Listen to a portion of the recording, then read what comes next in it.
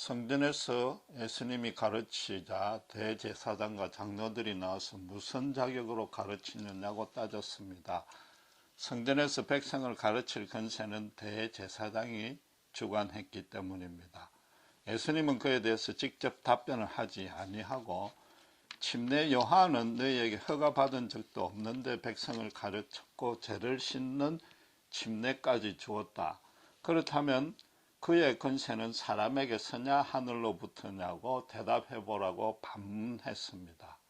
그들이 대답을 못하자 당신께서도 무슨 권세로 가르치는지 대답하지 않겠다고 했습니다. 그런 후에 지금 천국 구원에 관한 비유를 22장 14절까지 3개를 들었습니다.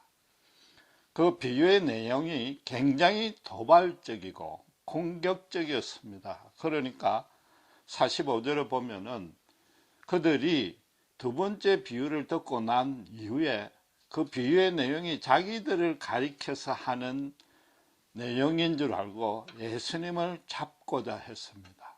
그러나 예수님을 따르고 선지자로 생각하는 유대 대중의 눈치를 보고 또다시 그러지 못했습니다. 그런데도 예수님은 전혀 아랑곳하지 아니하고 세 번째 비유까지 말씀하셨고 결국에는 그들이 22장 15절에 보다시피 어떻게 하면 말의 올무에 걸까 다시 머리를 맞대고 궁리하기 시작합니다. 신학적인 토론에서는 도저히 이겨낼 자신이 없으니까 말꼬리라도 잡아보겠다고 한 것입니다.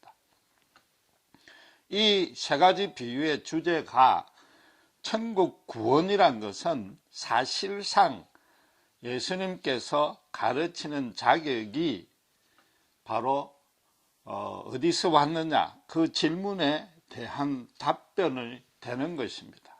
더 깊고도 구체적이고 명확하게 대답한 셈입니다. 구원에 대한 의미나 그 구원을 얻는 길은 어떤 인간도 확정적으로 가르칠 수 없습니다. 당시의 유대 사회로서는 더더욱 그렇습니다. 구원에 대해서 알지 못했어도 그렇지만은 하나님이 두려워서라도 감히 그렇게 하지 못합니다. 지금도 하나님의 이름을 유대인들은 직접 거명하지 못하니까 예수님마저 하늘이라고 그들에게 이해할 만한 말로 대체했지 않습니까? 오늘날의 신자는 성경을 소유하고 있고 성경을 통해서 예수님이 독생자 하나님이요 구원을 베풀러 성육신 하신 메시아라는 사전 지식을 이미 갖고 있습니다. 그러니까 본문의 경우에도 예수님이 충분히 이렇게 가르칠 수 있다고 생각합니다. 거기에 대해서 전혀 의심이나 무슨 의아해할 여지가 없습니다. 그러나 당시에 이런 교리적인 체계를 갖지 못한 유대인들이 예수님과 직접 토론을 벌였을 경우에는 사정은 전혀 달라지는 것입니다. 거기다 예수님이 당신이 길이요 진리요 생명이요 부활이라고까지 말하니까 그들 입장에서는 그건 너무나도 엄청나고 놀라운 의미가 되는 것입니다. 마가복음 1장 22절을 보면은 예수님이 가버나움 해당에서 맨 처음으로 가르치자마자 사람들이 그 권세에 놀랬습니다. 서기관 같이 아니하다고 그랬습니다. 지금껏 배워온 차원과 전혀 다르다는 것입니다. 그러면서 권세 있는 자 같이 가르친다고 그랬습니다. 여기서 권세 있는 자란 것은 메시아를 은유적으로 표현한 것입니다. 도무지 인간의 가르침이 아니더라는 것입니다.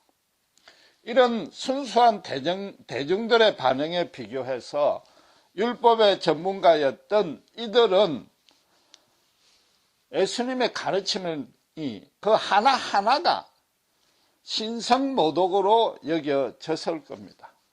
거기다가 대제사장이 예수님들을 성전에서 가르칠 자격까지 문제 삼을 정도로 이름이 없는 시골 랍비가 거꾸로 대제사장과 장로들을 빗대어서 그 면전에서 잘못을 지적하고 훈계한다는 것은 상상도 못할 일인 것입니다. 어쨌든 비유로라도 이야기한 것은 그 질문에 대답했다는 것, 그 자체는 예수님의 권세가 바로 하늘로부터 왔다는 것을 입증하는 것입니다.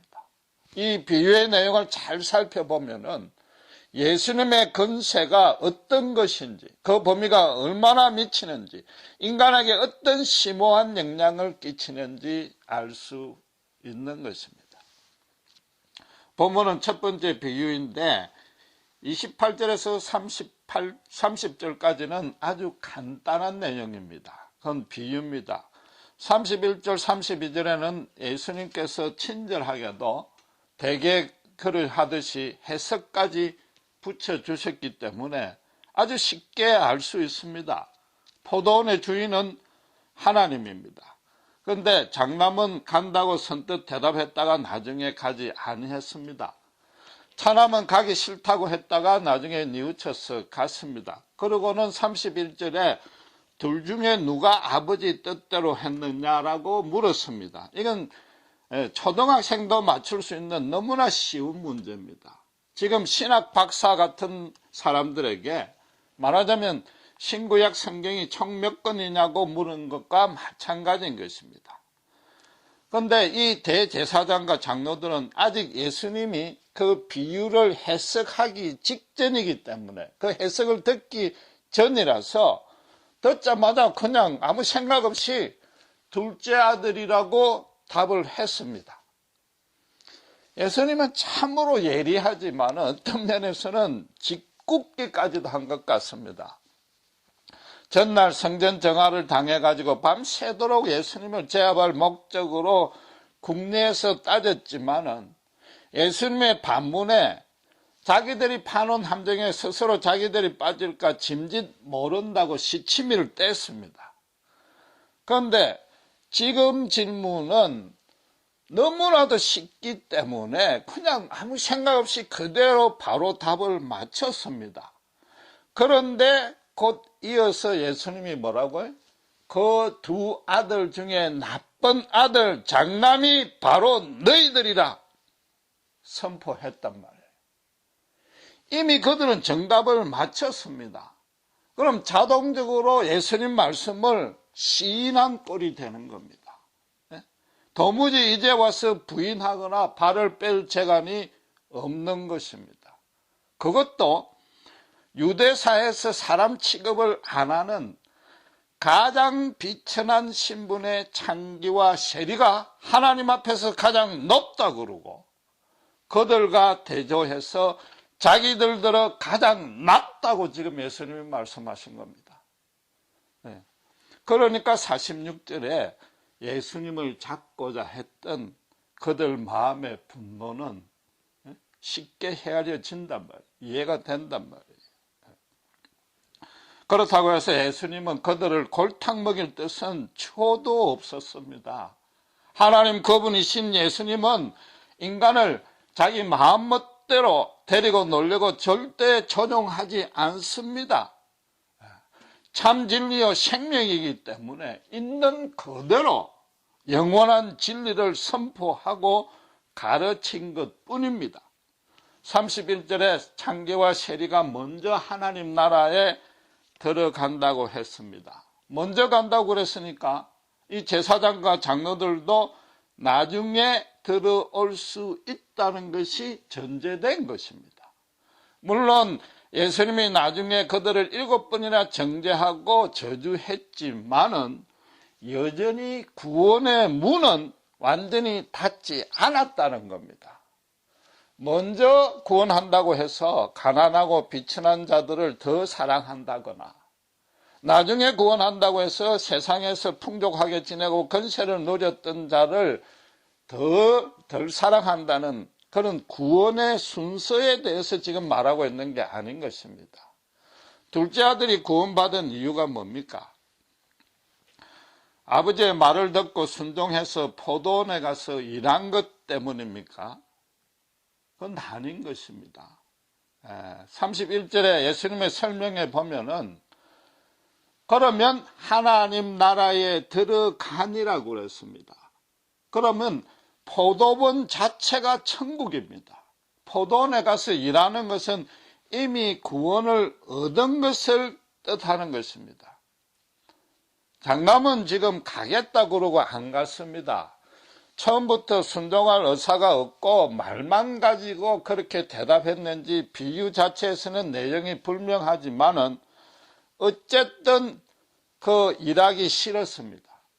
둘째 아들도 일하기 싫은 것은 마찬가지였는데 나중에 뉘우치고 갔습니다. 예수님이 지금 이 비유에서 강조하는 초점이 어디가 있습니까? 포도원에 들어가서 천국 들어가게 된 계기가 뭡니까? 뉘우침입니다. 뉘우침입니다. 대제사장과 장로들도 나중에 언제라도 뉘우친다면 구원 받는다는 겁니다.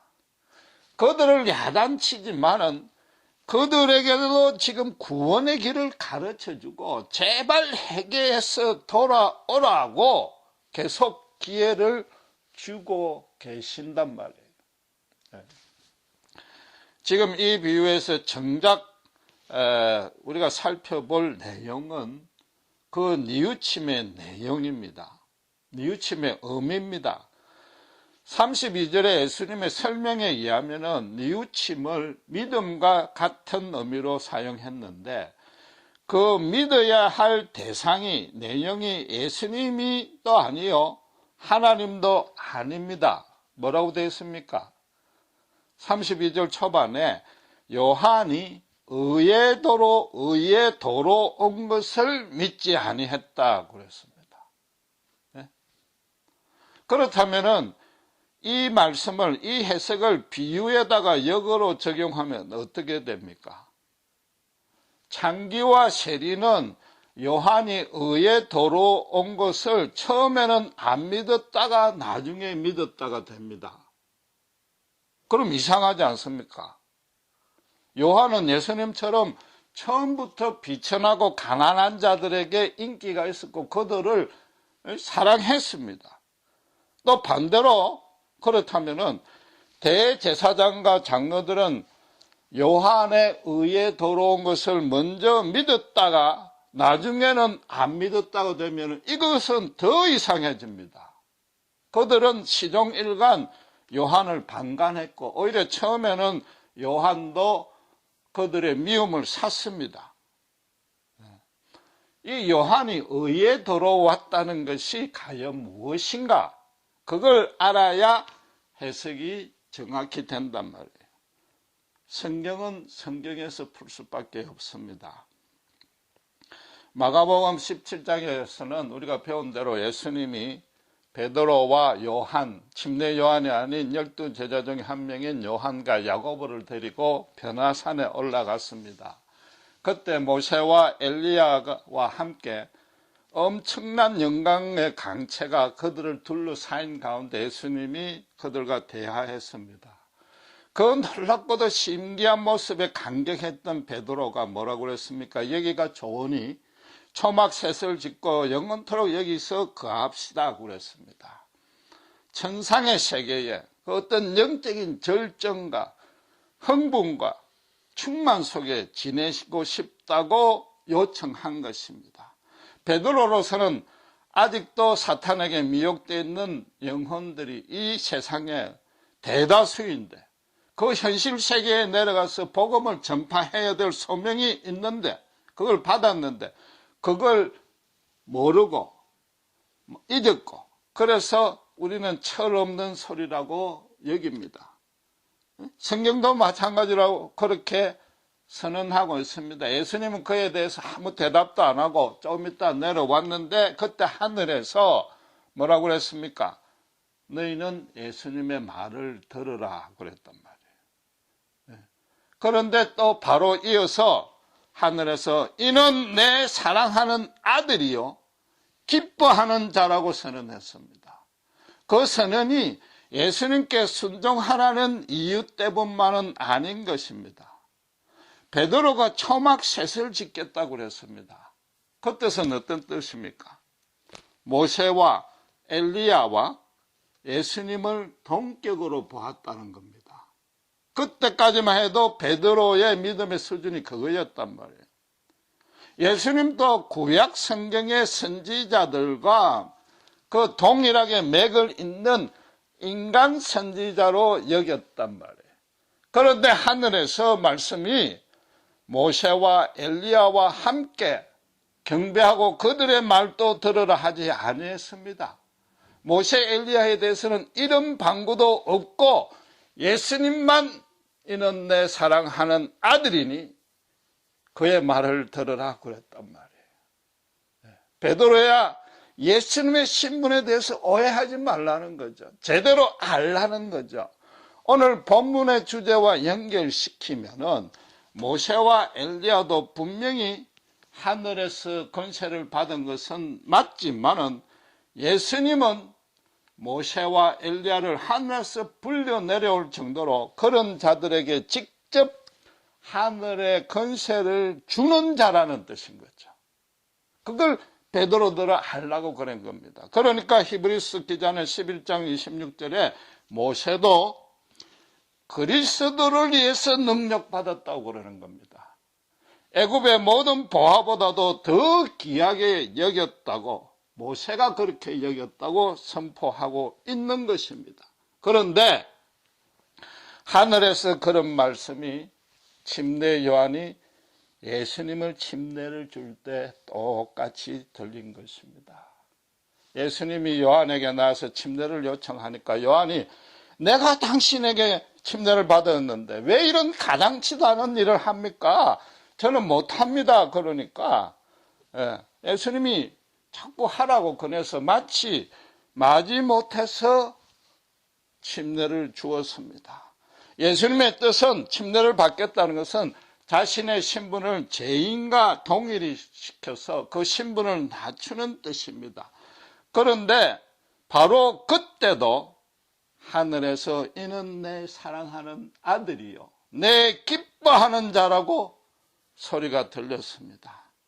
물에서 올라올 때 바로 예수님이 구세주요 왕중 왕이라고 하늘에서 선포한 것이고 그게 왕으로서의 대관식이었단 말이에요.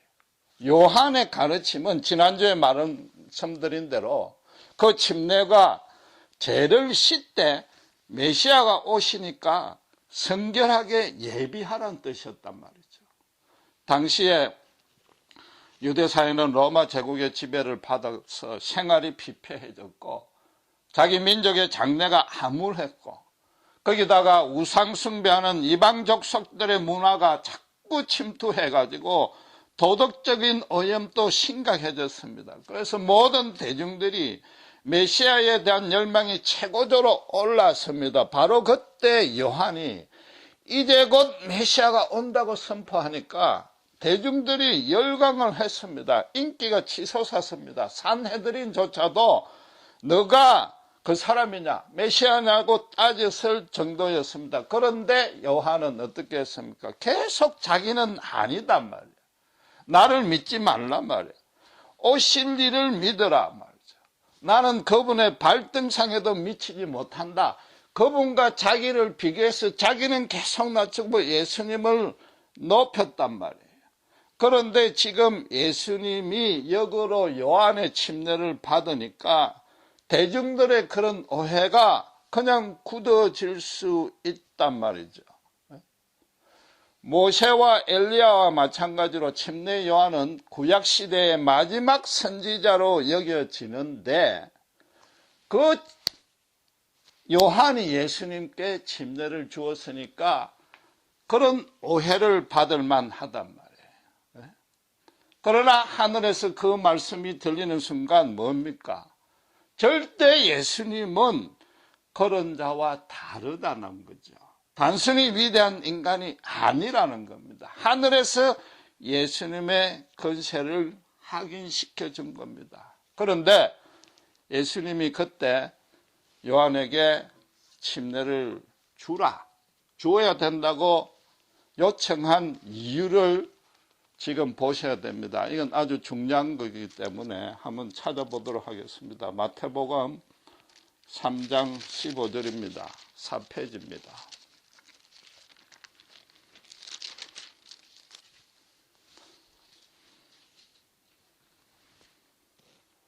예수께서 대답하여 가라사대 이제 허락하라. 우리가 이와 같이 하여 뭐라고요? 모든 일을 이루는 것이 합당하니라 하신데 이에 요한이 허락하는지라 그랬습니다. 하나님의 의를 이룬단 말이죠. 요한이 침례를 준 게 하나님의 의를 이루기 위해서였다는 겁니다. 지금 요한이 의에 돌아왔다는 본문의 말씀 가운데는 하나님의 의에 돌아왔다는 그 말이 생략이 된 것입니다. 침례를 준 이유가 하나님의 의의 도를 달성시키기 위한 것이었단 말이죠. 하나님의 왕으로서 오신 그분을 대관식하는 집전자였을 뿐이라는 겁니다. 그 예수를 믿어야만 구원을 얻게 된다는 것. 그게 침례 요한이 예수님께 침례 준 뜻이요, 목적이요. 그로 인해서 하나님의 의의 도가 이루어졌다. 그걸 믿느냐 안 믿느냐 지금 본문에서 비유를 해석하는 것입니다. 가버나움 해당에서 유대인들이 예수님께 권세 있는 자라고 말씀할 때에 그 옆에서 귀신 들린 자가 소란을 부렸습니다. 그때 예수님이 잠잠해라 나오라고 꾸짖어서 그 귀신 들린 자를 고쳐주었습니다. 그때 그들이 권세 있는 새 교훈이다. 더러운 귀신도 명한적 순종하구나 그랬습니다. 하늘에 선하거든 악하든 천사마저도 혼용하는 하나님이란 말이죠. 예수님이 영적 세계를 다스리는 분이라는 거죠. 예수님이 마지막 때 승천할 때 제자들한테도 하늘과 땅의 모든 권세를 당신께서 갖고 있는데 그 권세를 가지고 너희와 지금 함께 하겠다고 그랬단 말이죠. 예수 안에 있는 것이 전 우주의 주인인 예수님과 함께 있게 된 것이 신자란 신분이란 말이죠. 예수님은 지금 요한의 의의 도를 믿지 않는다는 것은 예수님 당신을 믿지 않는다는 뜻으로 말씀하신 거죠. 십자가에 달리시기 직전에 요한복음 16장에서도 당신께서 십자가에 죽으심으로 죄와 의와 심판에 대해서 세상을 책망하겠다고 그랬습니다. 사람을 책망하는데 죄는 무엇인가 하면은 예수님 당신을 믿지 아니한 것이요. 그때 의는 뭐라고요? 당신께서 아버지께로 가는 것이다 말이죠. 십자가에 죽는 것이다 말이죠. 그게 하나님의 의단 말이죠. 심판은 뭐라고요? 세상 임금 사탄을 심판한 것이다 말이죠. 네? 해당에서 그 쫓겨나간 귀신이 예수님은 하나님의 거룩한 자임을 우리는 안다. 우리를 지금 멸하려고 왔느냐 그랬단 말이죠. 예수님이 그들을 심판하러 오신 것입니다. 지금 예수님이 의도적으로 하나님의 의의 도와 요한의 의의 도를 일치시킨 것입니다. 성경의 기록뿐만 아니라 예수님의 가르침이 앞뒤에 한치도 오차 없이 그 용어마저도 일치하는 것입니다. 유대인들이 예수님께 와서 메시아인 줄 따질 때 예수님이 너희들이 성경을 구원을 얻을 줄 알고 영생을 얻을 줄 알고 상고하지만은 그 모든 성경이 당신에 대해서 말하고 있다고 그들에게 선포했습니다. 지금 대제사장과 장로들에게 너희가 성경의 전문가라면서 그 사실도 모르느냐고 지금 따지는 것입니다. 예수님은 하나님께서 예수님의 이름 외에 구원의 길을 준 적이 없습니다. 모든 인생에 오직 예수님뿐입니다. 맨 밑에 처져 있는 이 창기와 세리뿐만 아니라 맨 위에 있는 대제사장까지도 오직 그들 인생의 유일하고도 절대적인 주인이요 알파요 오메가는 예수님인 것입니다. 예수님의 그 권세는 우주를 다스리고 이 땅을 다스리기에 세상 어느 것도 죄악이나 사람이나 사탄도 그 권세를 뺏을 수 없으며 이겨낼 수 없습니다. 우리가 예수 안에 있다는 것은 그런 권세 안에 있다는 겁니다. 그렇다면 예수 밖에 있다는 것은 세상 모든 것들이 아무리 참고 넘쳐도 세상에서 아무리 높아져도 가장 처참한 실패요. 아무것도 얻은 것이 없다 말이죠. 그걸 지금 이 비유에서 선포한 것입니다. 마지막으로 살필 과제는 그럼 왜 창기와 세리는 먼저 믿지 아니했고 대제사장과 장로들이 마치 요한을 먼저 믿은 것처럼 예수님이 말씀하셨는가? 그 대답도 성경에서 찾아볼 수밖에 없습니다. 마태복음 3장 7절 9절에 보면은 바리새인과 사두개인들이 요한에게 침례를 받으려고 나옵니다. 그때 요한이 독사의 자식들아 회개에 합당한 열매를 맺지 못한다. 하나님의 임박한 진노를 피하지 말라고 예수님과 똑같은 말씀으로 성령의 역사에서 그들에게 심판을 선포했습니다. 그때 요한이 그들이 구원받지 못하는 이유를 하나님의 일에 열심을 안 냈거나 선행과 공적을 쌓지 아니했어가 아니고 9절에 뭐라고 하는가 하면은 속으로 아브라함의 자손이라고 생각지 말라고 그랬습니다.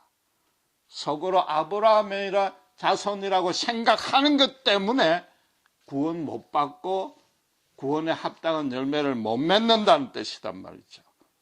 그들은 하나님의 선민이라고 자부했고 율법을 준행하고 있고 제사를 드리니까 구원은 자동으로 얻었다는 겁니다. 천국문 맨 앞에 있다가 아니라 아예 그 안에 들어와 있다고 생각했기 때문에 예수님이 와서 천국이 가까워내라 회개해라 그런데도 그 메시지를 아예 들을 필요가 없다고 생각한 거죠. 그 대신에 뭐라고요? 자기들 주머니에 들어올 돈을 나눠 먹을 경쟁자로 생각하고 시기하고 질투하고 어떻게 하든지 간에 말에 얼물을 걸어서라도 말꼬리를 잡아서라도 그 활동을 중지시킬 생각밖에 못했던 것입니다. 반면에 창기와 세리는 어떤 사람입니까? 인간 사회에서 통용되고 인간이 정해놓은 권세 때문에 이미 이 땅에서부터 정죄받았습니다. 구원 밖에 있다고 세상도 포기했고 그들도 포기했습니다. 유대 사회에서는 현실에서 형통하거나 권세와 재물이 많으면 하나님에게 사랑을 받고 있다는 증거로 여기기 때문에 그들 스스로도 자괴감에 빠지고 모멸감에 빠져서 천국 구원을 거의 포기한 것입니다. 이럴테면은 우리가 무슨 회개가 소용이 있나? 천국은 어차피 너희들끼리 가자. 너희가 천국에 가서 잘 먹고 잘 살아라는 식이었단 말이에요. 말하자면 하나님 당신이 직접 이 땅에 와서 우리를 별도로 특별히 따로 우대해 주기 전에는 하나님은 물론 하나님 구원도 믿지 못하겠다예요. 그들의 상태가 그랬단 말이에요. 겉으로 완전히 포기한 겁니다. 현실적으로 그들이 구원받을 수 있는 길도 없었고 누가 가르쳐 주지도 아니했으며 아예 인간 취급도 안 했단 말이에요. 정말 말씀 그대로 목자 잃은 양떼였습니다.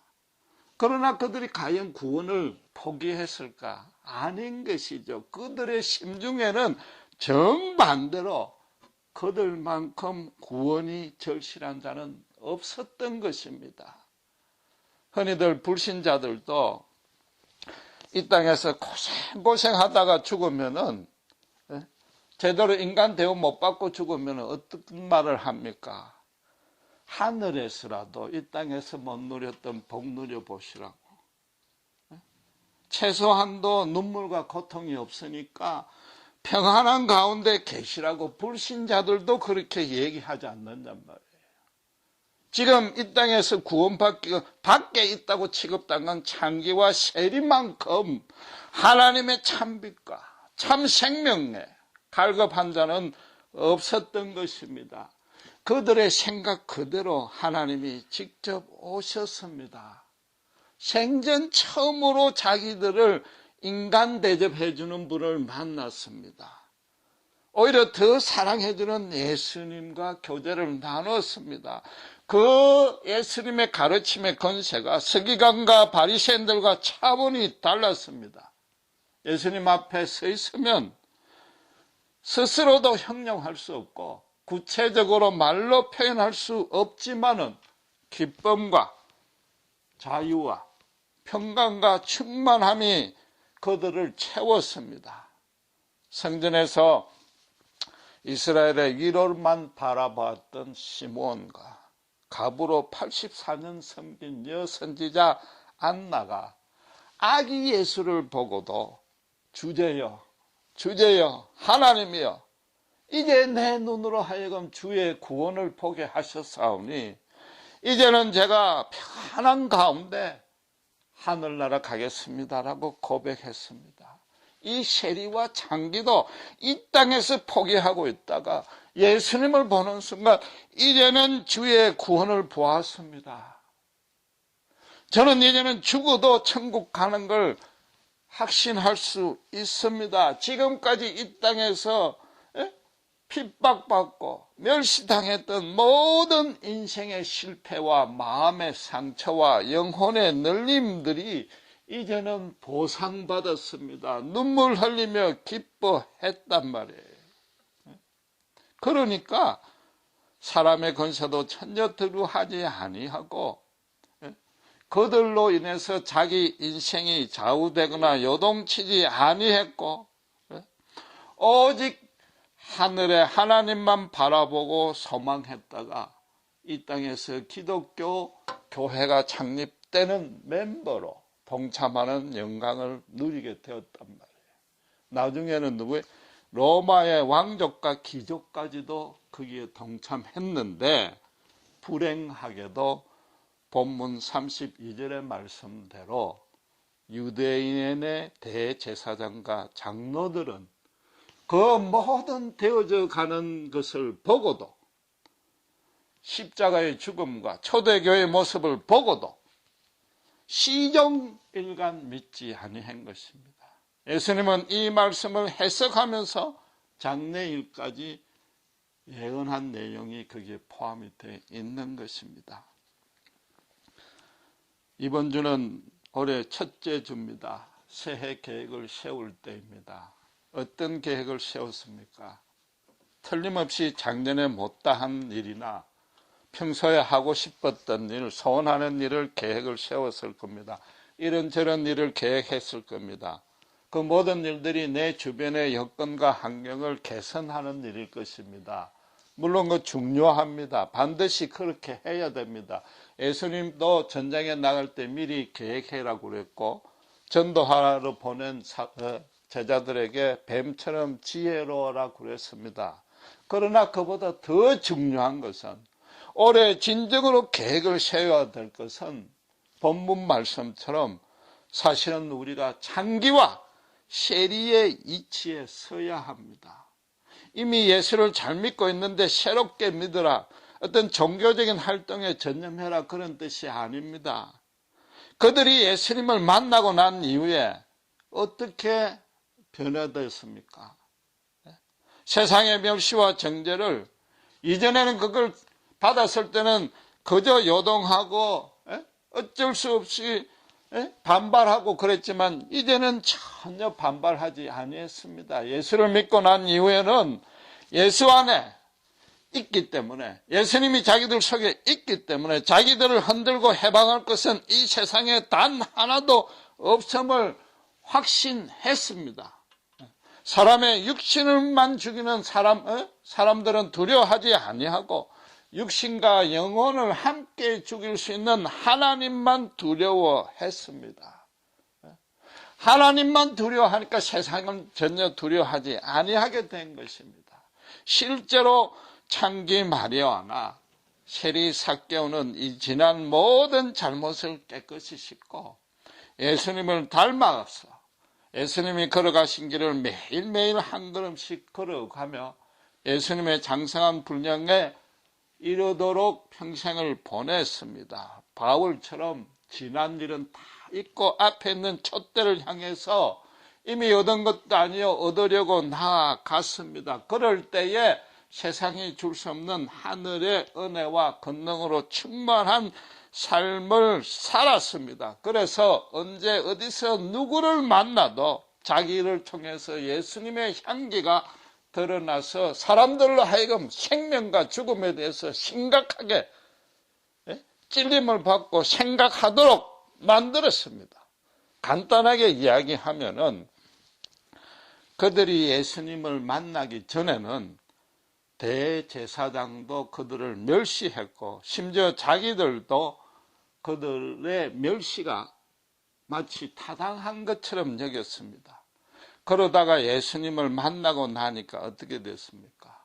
오히려 그들이 대제사장을 불쌍하게 여겼고 너무나 안타깝게 여겼고 심지어 대제사장들도 장로들도 그런 예수 믿는 세리와 창기를 볼 때에 정확하게는 모르지만 저들이 뭔가 이상한 사람이다. 뭔가 영적인 수치심과 부끄러움을 그들 앞에서 느꼈던 것입니다. 올해 우리가 계획을 세워야 되고 진정으로 노력해서 달성할 목표가 바로 이것입니다. 정말로 창기와 세리처럼 예수 안에서 온전히 살기를 소원해야 됩니다. 나를 통해서 정말 예수님의 빛이 구체적으로 분명하게 남들이 봐서 알 수 있도록 실제로 비춰줄 수 있도록 그런 사람이 되겠다고 결심하고 헌신하고 실천하고 그러기 위해서 말씀과 기도에 전무할 때에 예수님께서 반드시 그런 사람으로 세우시고 열매도 맺게 해 주실 것입니다. 기도하시겠습니다.